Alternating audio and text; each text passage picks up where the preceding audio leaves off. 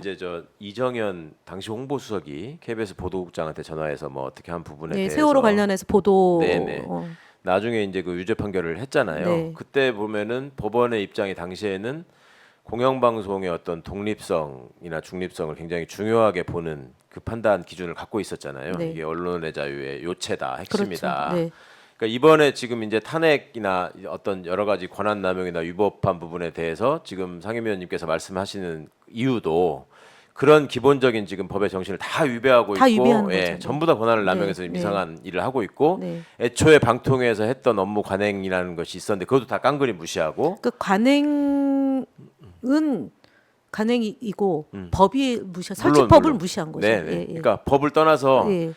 법에서 설사 어떤 공백이 있거나 자기들 말처럼 어떤 재량의 여지가 있다고 하더라도 그것을 메꾸는 관행들이 없었던 네. 게 아니라 네. 있었잖아요. 네. 3명 2명일 때 어떻게 했나 네, 이런 예, 것들이. 예. 근데 그런 것들을 지금 다 완전히 형용시킬 막무가내로 하고 있는데 네.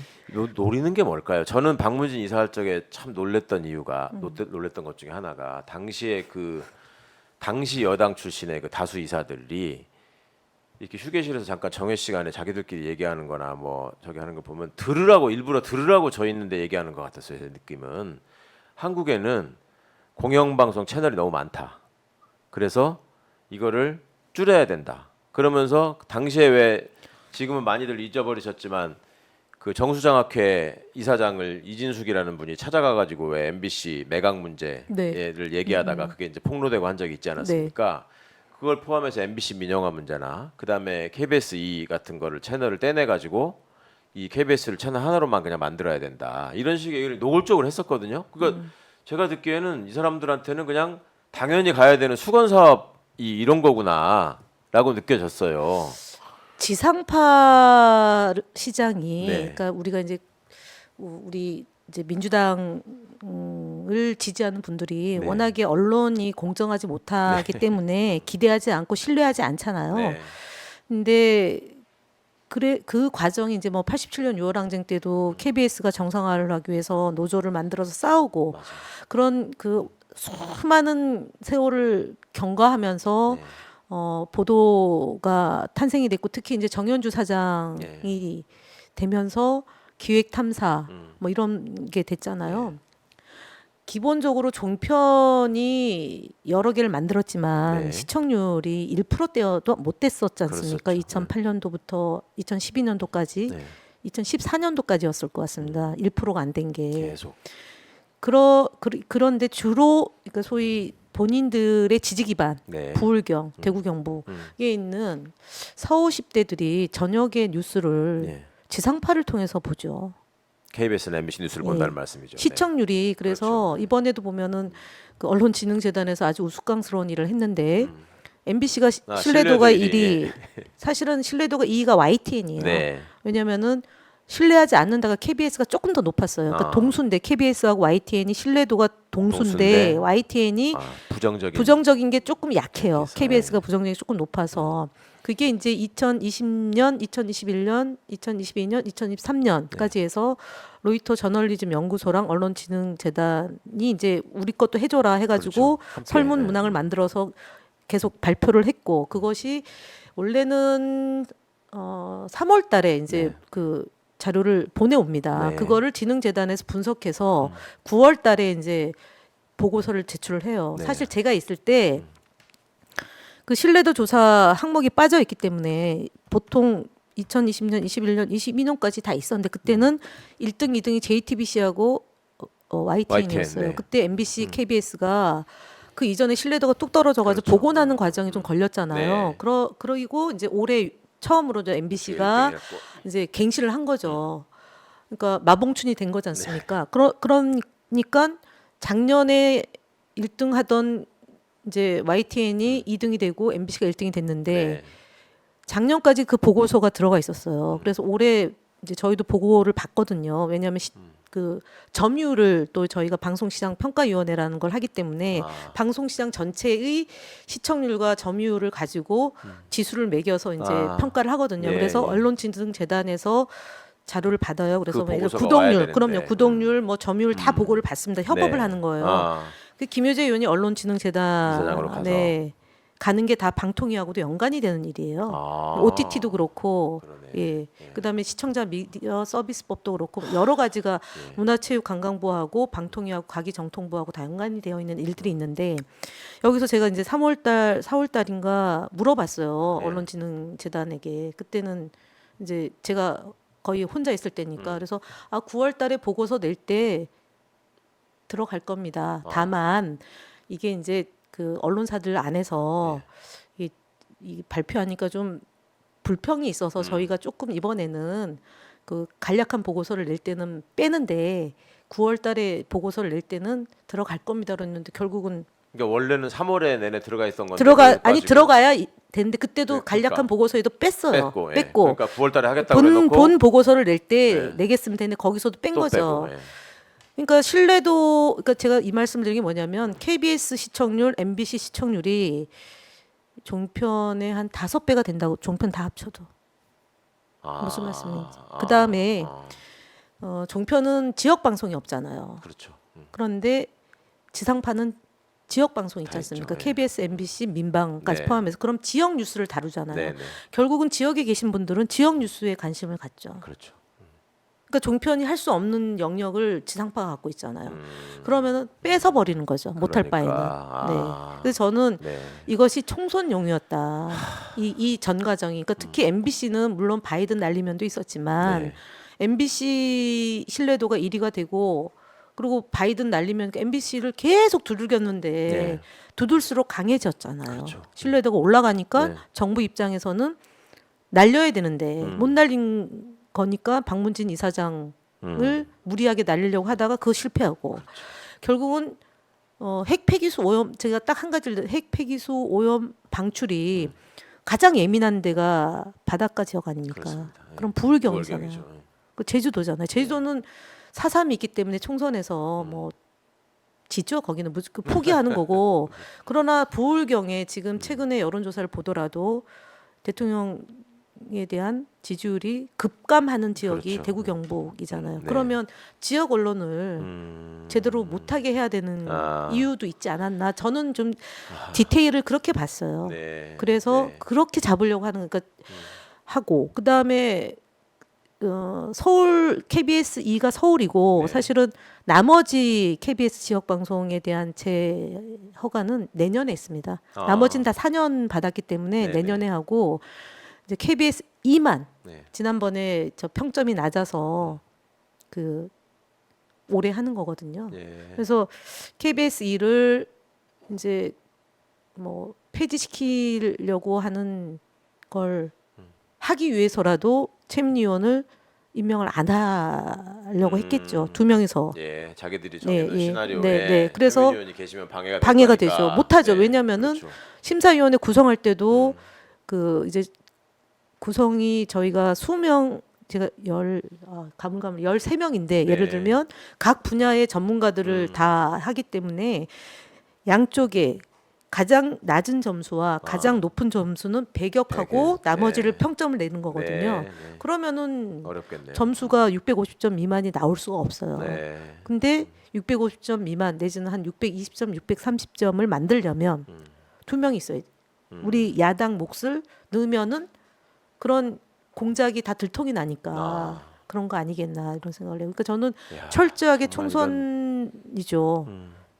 그리고 지역을 다루는 뉴스를 안 하게 해야지만 미묘하게 저희가 사실은 2000년도에 보면 대구, 경북 그러니까 아주 오래전 일이라서 그렇지만 100석, 100표, 200표, 심지어 3표, 2표, 문세표라고 유명하잖아요. 네, 네, 네. 3표 차이로 당락이 바뀌잖아요. 그러면은 부울경, 대구, 경북 또 그런 이제 정부의 불리한 이슈를 지역 방송에서 덜 다루게 하거나 네. 하지 못하게 하기 위해서 저는 그게 종편으로도 정말 안 되는 무서운 거죠. 일이고 네. 정말로 황당한 일인데요. 정말 그런 거 하지 말라고 공영 언론의 중요성을 늘 얘기하고 했었는데 이제 노골적으로 방송 장악은 물론이고 이제 선거에 어떻게든 저는 유리한 그렇게 환경을 봅니다. 네. 조성하기 위해서 네. 지금 쭉 플랜이 진행되고 있는 네. 거 아니냐 하는 말씀이시잖아요. 그래서 저희가 이제 근무할 때 그 매일 네. 시청률 점유율을 이제 데이터를 보잖아요. 네, 네. 사실 지난해 10월부터 시청률의 차이가 네. 급속하게 나타났어요. 지상파로 더 집중되는 예. 거예요. 아. 특히 MBC가 아, 그랬고요. 아. 그다음에 국민들이 정말 그 이렇게 뭐 우리가 시청률 개사가로 사과했던 그런 예. 예. 엄청난 그 모욕을 받았지 않습니까? 5.18 뭐 예. 이럴 때. 그 이제 87년을 경과하고 그리고 직선으로 뽑은 대통령이 그 뒤에 YS, DJ, 노무현, 이명박, 박근혜, 문재인, 윤석열 이렇게 쭉 7번의 대선을 거치면서 민주주의가 무엇인가는 경험을 직접 체험했고 촛불로 그렇죠. 네. 이제 정권을 바꿨지 않습니까?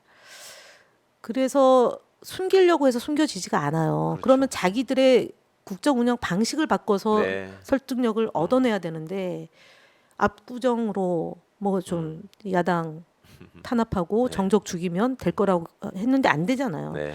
그러니까 여느 역대 정부에서도 하지 않았던 박정희도 사실은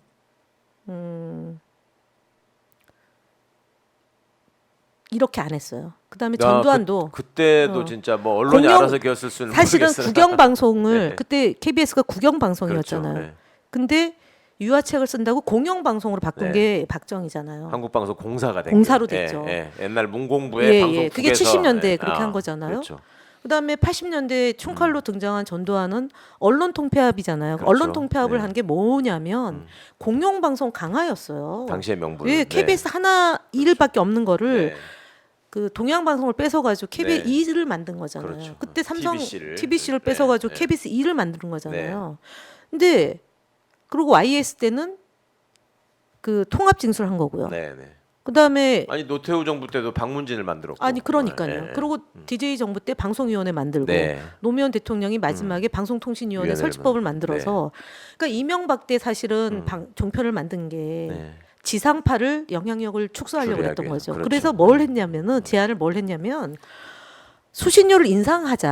아, 최시중 위원장이 방송통신위원장이 그때만 해도, 예. 수신료를 인상해서 광고를 없애고 네, 네. 이 광고를 없애서 상업 광고를 없애면 그러니까 수신료로만 KBS 1, 2를 운영하고 그 광고를 광고를 나눠주자. 종편에 주려고 그랬던 나눠줘요. 거예요. 그렇죠. 예. 근데 그것이 당시에 야당의 뭐 노무현 대통령 서거로 네. 지방선거에서 휘청하고 그러니까 그게 진행이 안 된 안 거죠. 됐죠. 네. 포기한 거예요. 네.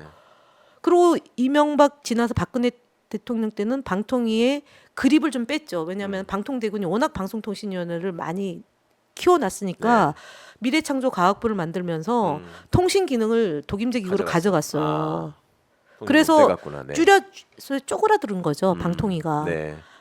그래서 그러니까 이호성 위원장, 한상혁 위원장이 뭔가 좀 하려고 그랬는데 사실은 이호성 위원장 때는 뭘 했냐면 너네 그럼 뭐 했니? 문재인 정부 때 뭐 네. 했냐면 아시지만 KBS가 파업하고 예. MBC가 파업하고 YTN이 3사가 파업을 하고 있었잖아요. 당시에. 예. 근데 2018년도에 동계 평창 올림픽이 있는데 키사인 KBS가 정상화돼야지만 보도를 할 거 아닙니까? 네. 전 세계에 보도를 해야 되는데 예. 스포츠 중계를 해야 되는데 보편적 시청권을 확보할 수가 없는 조건이 되니까 그거를 이사가 부당한 일을 저지른 사장을 절차를 밟아서 해임시키는 게 네. 2018년이에요. 네. 18년 제가 17년, 방문진에 18년. 있을 때 김장겸 사장 해임하고. 그러니까 네, 18년 됐으니까. 동계올림픽 직전에 네. 이제 1월달에 그 고영주 이사장이 물러나면서 그렇죠. 예. 그 저 박성재 정리가 사장이 됐죠. 들어온 거죠. 그리고 KBS도 그렇게 해서 오대영 양승동 사장 물러나고 양승동 사장이 와서 네. 인사청문회를 2016년도에 제도를 바꿔서 KBS 사장을 함부로 자르지 못하게 하려고 인사청문회 제도를 도입을 한 거잖아요. 네. 근데 이 정부에서 김희철 사장을 해임시키고 그렇죠. 그러니까 내쫓다시피. 완전히 이제 그때 하고 그 뒤에 그러면은 좀 뭔가 언론 개혁을 통해서 방송법 개정을 하려고 그랬는데 코로나로 모든 역량이 그쪽으로 집중이 되고 재난 방송 네. 뒷감당하고 뭐 이러느냐고 개혁의 언론 개혁의 속도가 예. 못 맞춰준 거죠. 그리고 국회에서 미디어 특별 위원회가 만들어졌는데 여야 합의가 안 됐고 네. 그래서 무시를 했고 그냥 표를 시켜버렸죠. 또 하나가 한 4개월, 5개월 공전이 있었어요. 네. 과학기술정보통신위원회가 그때 무슨 이슈가 있었냐면 김어준 뉴스공장을 탄압하기 네. 위해서 네. 감사원 감사를 받아라. 맞아요. 근데 TBS는 감사원 감사 대상이 아니죠. 아니잖아요. 네. 그거 억지를 부리고 무력화시키면서 방송법에 대한 논의를 네. 할 수가 없어서 그때 언론중재법도 사실 하려고 그러다가 그렇죠. 네. 제대로 그것도 바꾸려고 하다가. 언론 노조나 이런 시민사회 단체에서 반발하면 저희는 주춤하잖아요. 네, 네. 그래서 못했고 또 뭐 다른 이유로 여러 가지로 그래서 그러니까 그 말씀 드리려고 했는데 뭐 방통위원회 일은 아니지만 TBS를 이제 뉴스공장 폐지하는 것부터 시작해서 그다음에 예산을 이제 저는 삭감을 해버렸고 최근에 조례까지 바꿔가지고 이제 방송국을 아예 없애는 예, 그렇죠. 단계로 가고 있다고 네, 하더라고요. 그것도 오세훈 그렇죠. 시장의 공약이었잖아요. 네, 네, 교육 네. 방송으로 전환시킨다고 민영화하겠다. 네네. 그래서 제가 볼 때는 이제 결국은 의석수잖아요. 시위에도 TBS가 그렇게 처참하게 무너진 건 뭐 김어준 이런 문제가 아니라 네. 의석수가 워낙에 지난번 차이가 대선 나니까. 직후에 벌어진 지방선거에서 저희가 완전히 밀리면서 네. 넘어갔으니까 내년 총선이 정말 양쪽에 사활을 건 대제전인데 전쟁인데 네. 앞서 얘기했던 것처럼 공영방송을 장악해서 단순히 무슨 뭐 종편에게 주기 위한 이런 의혹 제기가 아니라 총선에서 승리하기 위해서 지역을 철저하게. 예, 철저하게 계산하에 그러니까 사실은 이동관 위원장이 이전에 종편에 나가서 저는 뭐 지상파 안 봅니다. 그렇게 얘기한 적 있잖아요. 네네. 제 맞습니다. 기억에는 네. 그렇게 얘기했는데 보고를 받겠죠.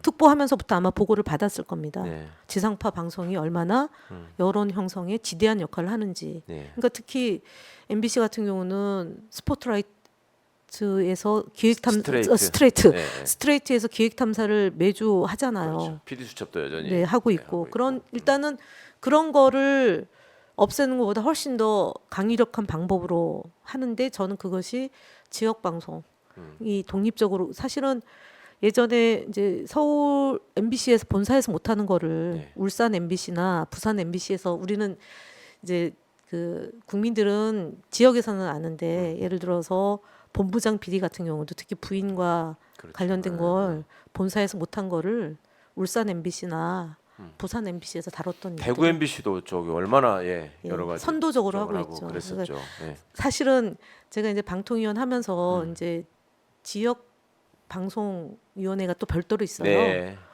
거기에 이제 상반기에는 여당이 위원장을 맡고 아, 이제 하반기에는 위원장 하시는구나. 이제 네. 상임 위원장을 위원장들이. 맡아요. 그래서 네. 제가 처음 가서 지역방송 발전위원회 위원장을 맡아서 쭉 이제 지역을 한 바퀴 돌았거든요. 네. 코로나 때도 네. 이제 뭐 가급적 방역 준수하면서 아 노무현 대통령, 그러니까 김대중 대통령이 왜 지역, 그러니까 지방자치제를 도입을 해서 91년도부터 네. 도의원하고 95년도에 광역자치단체장을 뽑았잖아요. 네. 그것을 도입 안 했으면 저희는 영원히 정권 교체를 못했을 거예요. 97년도에 그렇게 단식까지 감행하시면서 예, 지자체를- 그때도 91년도 단식해가지고 95년도에 서울시장을 조순 서울시장이 돼서 그렇죠. 97년도에 정권 교체가 됐던 거잖아요. 네. 네. 2002년도에 물론 우리가 서울지구 뭐 다 졌지만 노무현 대통령의 지역균형 발전, 네. 행정수도 이전, 그래서 충청권의 발전하면서 그 인근이 다 같이 혁신도시까지 올라간 거잖아요. 그렇죠. 그런데 이제 뺏겼잖아요. 두 네. 번에 걸쳐서. 문재인 정부 때 사실은 이게 꽃을 피웠어야 되는데 코로나 전국 때문에 맞습니다. 역할을 제대로 못했는데 지금 다시 또 지역 말살로 가고 있잖아요. 경기도를 지금 뭐 어떻게 서울로 뭘 띄어내고 그 아, 뭐 인근 김포를 서울시에 편입시킨다느니 그래서 제가 뭐 이러고 그래서 있는데. 오늘 그럼 대한민국이 아니라 네. 서울 민국으로 대한민국은 유구한 역사적 전통을 띠고 3.1 네. 독립정신이 아니라 대한민국이 아니라 서울 민국으로 바꾸면서 헌법을 개정해야 되는 예. 사달이 벌어질 것 같다는 느낌이 드는데 그래서 오늘 야 우리가 3번의 대통령밖에 없었잖아요. 네. 저쪽이 8번의 대통령 아닙니까? 선출을 네. 그러니까 박정희 빼고 이승만 네. 빼고 선출한 대통령 8번의 대통령과 3번의 대통령 때문에 이 8대 3 구조잖아요. 그러니까 개혁이 혁신이 민주주의가 얼마나 더 이렇게 많은 어려운, 피를 네. 흘려야 되는 건지가 사실은 KBS 사장도 그래요. 똑같은 구조예요. 맞습니다. 예, 그러니까 저희 그 아시지만 전주 출신의 그 박건상 사장님, 예, KBS 사장님, 예전에. 그다음에 양승동 사장님, 네. 그리고 김의철 사장. 네.